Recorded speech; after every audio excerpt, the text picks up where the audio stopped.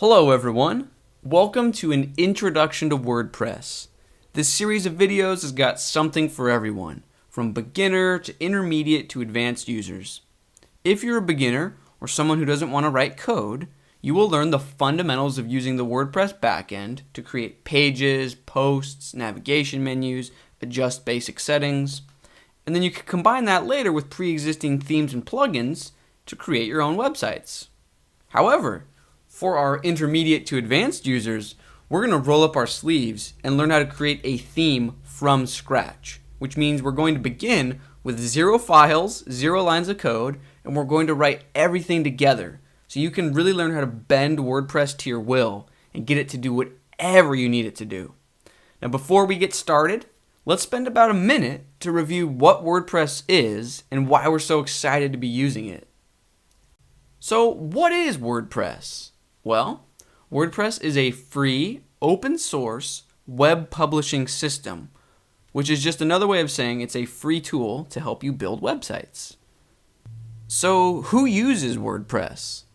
Perhaps you've heard that it's used by small businesses or for personal blogs, but it's also used by governments, schools, nonprofits, and Fortune 500 companies. Which means WordPress is for everyone. It doesn't matter who you are or what you're trying to achieve with your website, there's a good chance that WordPress can help you. Now, not only can WordPress help you, but the community surrounding WordPress can also help you, and it is a massive community. Somewhere between 17 to almost 20% of all websites on the internet are powered by WordPress. That's almost 1 in 5. Now, I can explain later why that's an amazing statistic that we should all be excited about and that we all benefit from, but for now, just know that a lot of people use WordPress. And finally, the greatest strength of WordPress, at least in my opinion, is the attitude surrounding it. There's a very can-do, self-empowered, helpful, let's keep things simple, but remember that we can achieve anything attitude attached to WordPress, and I absolutely love it. So in this series of videos, I want to share some of that love for WordPress with you and get you started. So let's dive right in.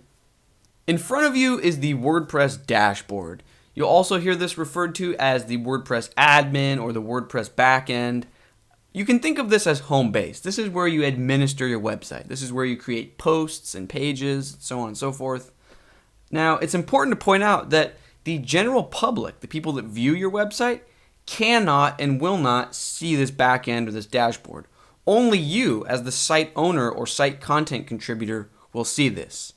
So if you imagine it's the year 1950 and we're running a newspaper, the general public doesn't see the printing press or the offices where your journalists work.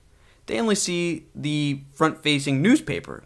So in this case, the public only sees our website, the way that we construct it, whereas this WordPress backend, this looks relatively the same for all WordPress websites, and it's where the content creators work to add content to the website and administer the website. And I think that'll make more sense here in just a moment. So for example, if we click Posts in the left-hand menu, we see a list of news post titles. So this one reads How to Assess Website Analytics. This one is titled Tutorial Demo Files Posted. And you can tell right away that this is not how a public-facing website would be laid out. This is not interesting or captivating in any way. This is only for the site owners and content contributors. So these are the existing posts on the website. So we can click on one if we want to begin to edit it. And then this is very similar to a word processing program. We can bold certain text, make it italic. We can add new text. And then when we're done, we can simply click this Update or Save button. And we just saved an update to a post. So that's how simple it is to edit existing content with WordPress.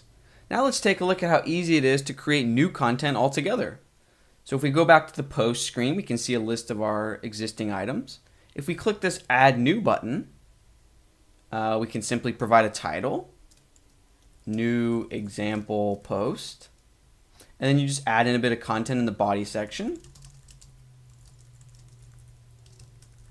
add a bit of Latin dummy text, You can choose a category if you'd like. So we can choose between article or news, or we can even add a new category just for organizational purposes. Let's call this news. And then just click this blue publish button. And that's it. We just saved a new article and it would now show up on our front-facing website. And that's really the heart and soul of the WordPress backend. You can edit existing content and create new content. Now there are different types of content. So for example, we were dealing with posts. However, let's take a very quick look at pages. The best way to describe pages is to simply contrast them with posts, because the two are very similar, but there's a key difference. So let's say, for example, we ran a blog or a news-based website. Most of our content would live within posts because we want this constant stream of content flowing through our website. However, we still might have a few static pillars in our website, like an About Us page, or our history page, or a Contact Us page. Now, when I just used the word static to describe pages, that doesn't mean that they're locked in place or that you can't edit them. So for example, if we click on About Us, we can edit this page. We can make this text bold, we can add new paragraphs, and then click the update button. So the content isn't fixed in the sense that it can't be changed. It's a bit more subtle than that. What we really mean is that posts are usually displayed in reverse chronological order, so the newest posts are at the top if you think of a news website. But pages aren't really part of a stream or river of content. They're sort of independent, timeless in a way, and that's what we mean when we say fixed or static. But aside from that, you can see that pages and posts are nearly identical. You provide a title and then a bit of content. You can update and save them. Now, posts and pages are really the heart and soul of WordPress. So in a sense, you've already just learned how to use WordPress. It's that simple. But you might be thinking, okay, so there's posts and pages. Is that it? Is that all WordPress is? And if it is, why is WordPress so insanely popular? Why do people make such a big fuss over it?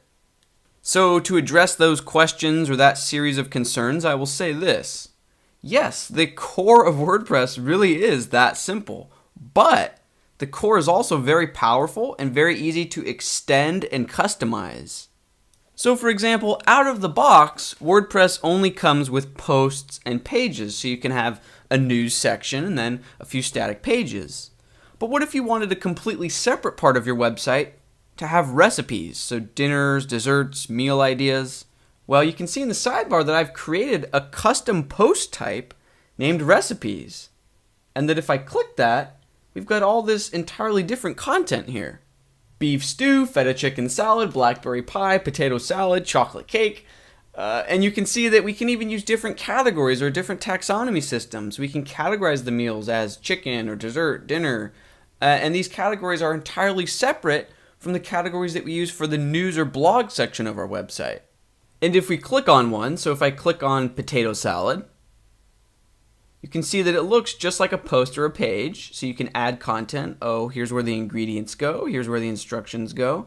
But it would be very easy to adjust some of the settings in WordPress so that when you're editing a recipe, there's also another field down here that says recipe rating, and you can choose between 1 to 5 stars. And then there could be another field called recommendation, and we would say whether we actually recommend this recipe or not.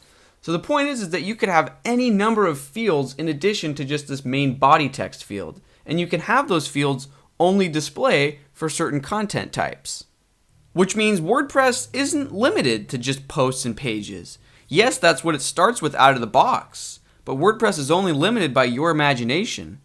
We could create other custom content types in addition to recipes. We could create restaurant reviews, photo galleries, slideshows, chef's corner with interviews, whatever your imagination can think of. You can really extend and customize WordPress to help you keep it organized, dynamic, and easily accessible to the public.